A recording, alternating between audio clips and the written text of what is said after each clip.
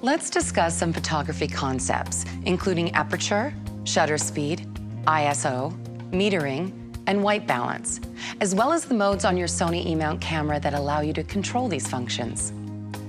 Sony E-mount cameras have the ability to capture amazing images using the iAuto, scene selection, and other basic modes. But there are a few other modes that you can use to have even more control over the outcome of your images. These modes are the P, or Program Auto, A, or Aperture Priority, S, or Shutter Priority, and M, or Manual modes. When one of these modes is selected, Creative Styles DRO Auto HDR and RAW Capture will be enabled. We'll start with the Program Auto mode, marked with a P in the Shoot Mode menu. Program Auto is a fully automatic mode where the camera chooses the aperture and shutter speed for you.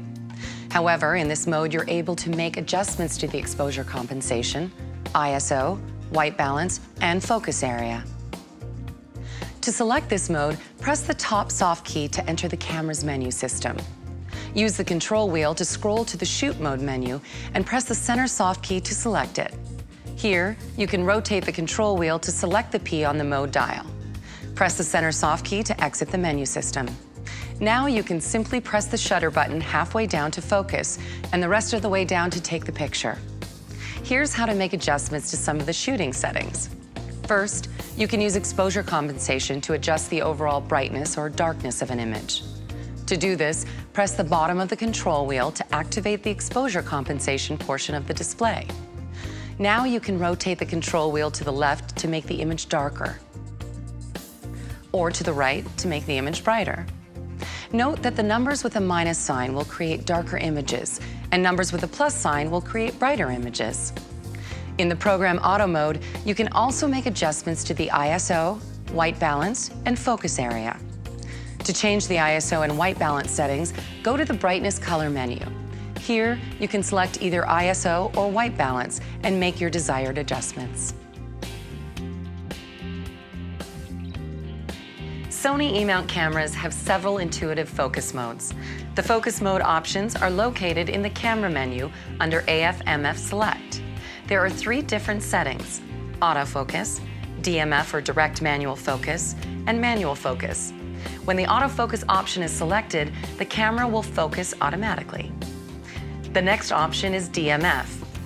In order to use this mode, press the shutter button halfway down to achieve autofocus. Then, while continuing to hold the shutter button, adjust the manual focus ring on the lens with your free hand to make manual focus adjustments. When the image is focused, simply press the shutter button the rest of the way down to take the picture. The last option is manual focus, where you can use the focus ring on the lens to focus manually.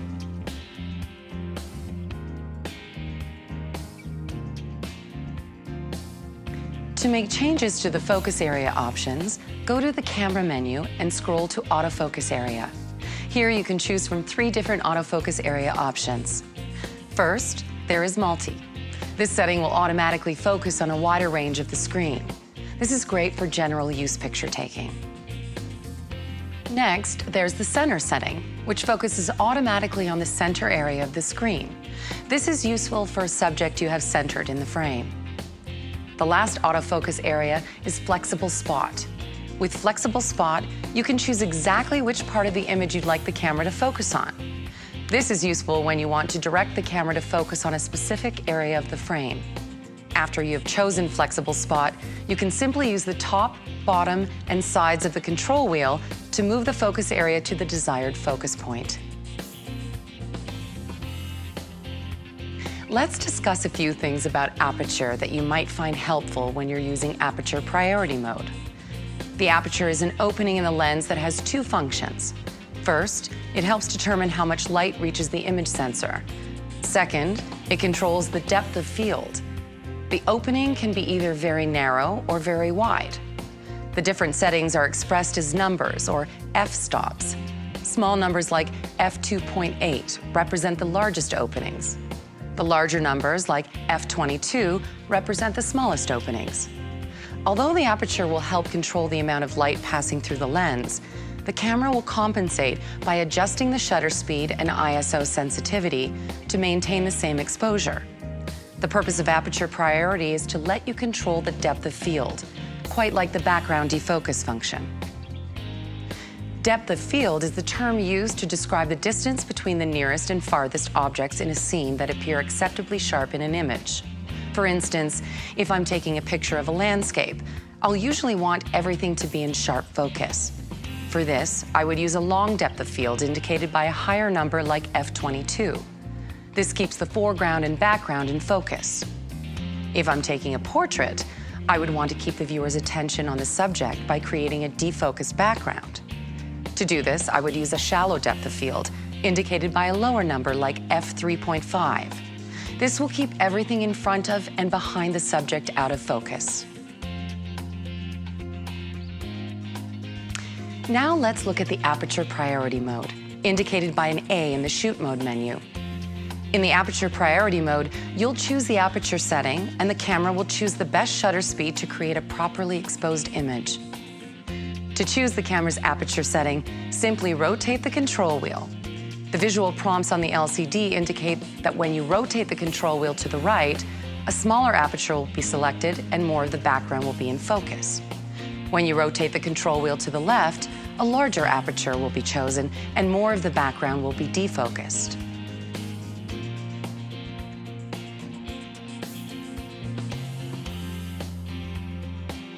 Another important element of exposure and photo composition is shutter speed. The shutter is a mechanical part of the camera that controls the length of time the image sensor is being exposed to light. When you press the shutter button all the way down, the shutter opens and exposes the image sensor. You can set how long the shutter remains open to create some interesting effects in your photos. Although the shutter speed also controls the amount of light reaching the image sensor, the camera will compensate by adjusting the aperture and the ISO to try to maintain the same exposure. By controlling shutter speeds, you can learn how to freeze the action of moving subject, or intentionally use a slower shutter speed to create motion blur to give the illusion of movement. The amount of time the shutter stays open will determine whether motion is frozen or blurred, as well as affect the exposure or overall brightness of the image.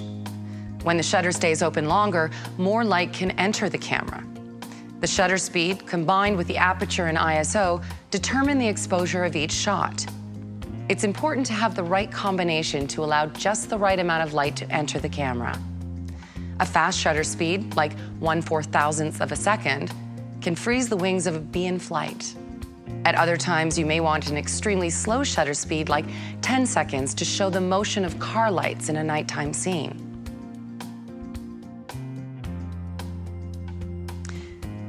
Now let's discuss shutter priority mode, indicated by an S in the shoot mode menu. In shutter priority mode, you'll choose the shutter speed while the camera will adjust the aperture accordingly to create a properly exposed image.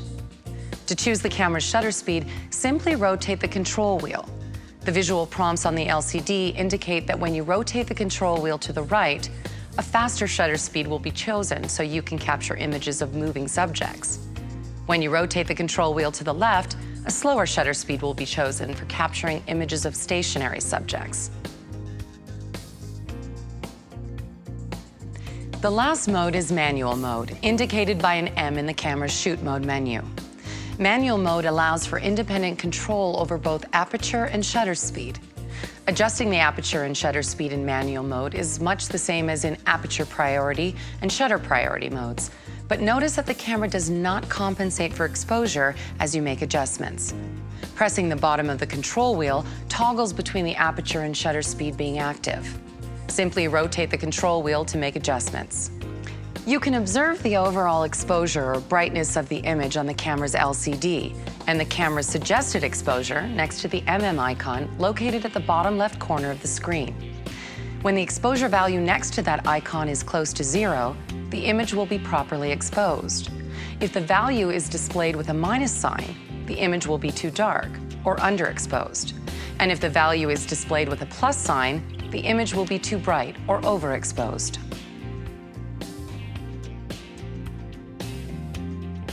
In addition to aperture and shutter speed, there's one factor that will determine whether your image will be properly exposed. Let's talk about ISO settings now. ISO is the measurement of the image sensor's sensitivity to light. The higher the number, the less light that is required to properly expose the image sensor. You can either have the camera automatically choose the sensitivity, or you can set it manually. The ISO settings are located in the brightness color menu under ISO. Here you can choose the ISO setting you'd like to use simply by rotating the control wheel. It's a good idea to set the ISO to suit the ambient light that you're shooting in.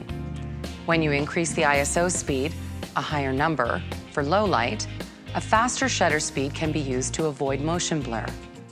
Keep in mind, though, that a higher ISO setting may introduce digital noise, often referred to as grain, into your images.